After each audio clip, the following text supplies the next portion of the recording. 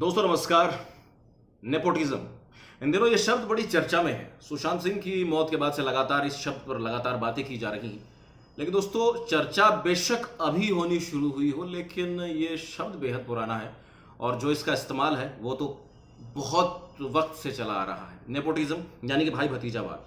दोस्तों, ये एक ऐसा शब्द है जो कि अब से नहीं, बहुत टाइम से प्रयोग में आ रहा है और ये कुछ नया नहीं है। और दोस्तों, जो भाई भतीजावाद है वो सिर्फ बॉलीवुड में ही नहीं है, वो हर जगह है। हर कोई अपने दोस्त की फेवर लेने की कोशिश करता है, हर कोई अपनी एक टीम बनाकर आगे बढ़ने की कोशिश करता है। लेकिन एक मजबूत इंसान को इन सभी का पालन ना करते हुए इनसे लड़ना चाहिए, इसमें शामिल ना होकर, इससे दूर रहकर अपने करियर पर फोकस करना चाहिए। लेकिन सुशांत सिंह वैसा शायद नहीं कर पाए। दोस्तों, बड़ी बात है कि कुछ लोग उनकी मौत को कायरता कह रहे हैं। मैं इससे कतई सहमत नहीं हूं। यह कायरता कतई नहीं थी। सोचिए कि इंसान आत्महत्या करने से पहले कितना लड़ा होगा, कितना जूझा होगा अपने विचारों से, कितनी बार वो हारा होगा और फिर कहीं आकर अंत में उसने इस रास्ते को चुना। यह कायरता कतई नहीं थी, हताशा जरूर थी। दोस्तों, बड़ी बात है कि किस तरह से एक कलाकार स्टार बनता है और किस तरह से उसके टैलेंट से इनसिक्योर होकर जो बड़े स्टार हैं वो उसके खिलाफ लॉबिंग शुरू कर देते हैं। मुझे एक बात जो मेरे जहन में लगातार आ रही है कि क्या सुशांत सिंह कंगना रणावत की तरह से लड़ नहीं सकते थे?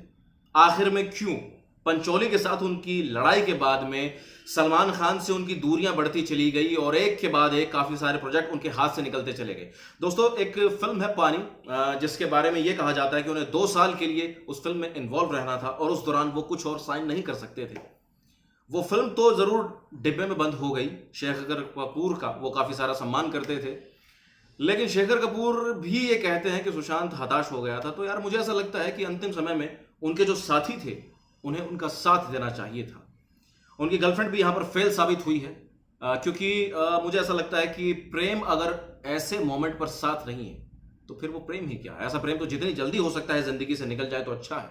दोस्तों, दूसरी बड़ी बात है कि जहां कहीं भी कोई भी टैलेंटेड इंसान जाता है तो उसे विरोध का ही सामना करना पड़ता है, फिर चाहे वो मीडिया लाइन हो, चाहे बॉलीवुड हो, चाहे कोई भी लाइन हो।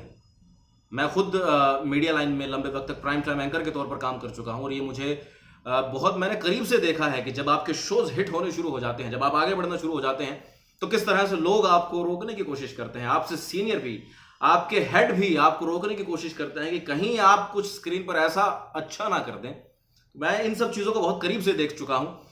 लेकिन दोस्तों, बड़ी बात है कि हमें इन सब चीजों से हताश होकर बैठ नहीं जाना चाहिए। इसके 2 रास्ते हो सकते हैं, या तो लड़िए कंगना रणावत की तरह, या फिर आराम से वहां से निकल जाइए, कुछ और कर लीजिए। दोनों ही रास्ते सही हैं अपनी अपनी जगह पर, इसमें कोई भी गलत नहीं है।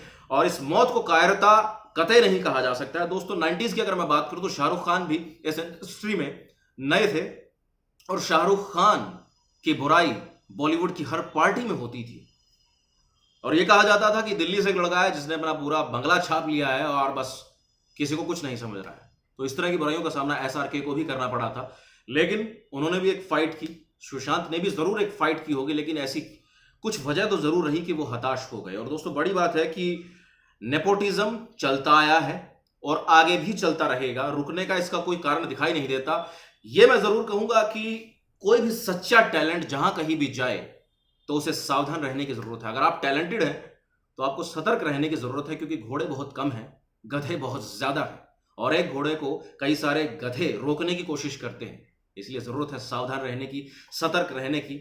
और दोस्तों, बड़ी बात है कि बॉलीवुड में जब कोई भी स्टार बनने की ओर आगे बढ़ता है तो उसे भी जरूर सामना तो करना पड़ता ही है। गुरुदत्त की अगर मैं बात करूं तो गुरुदत्त ने भी आत्महत्या कर ली थी। ऐसे काफी सारे इंसिडेंट हुए बॉलीवुड के अंदर जहां पर बहुत ही टैलेंटेड लोगों ने आत्महत्या कर ली है।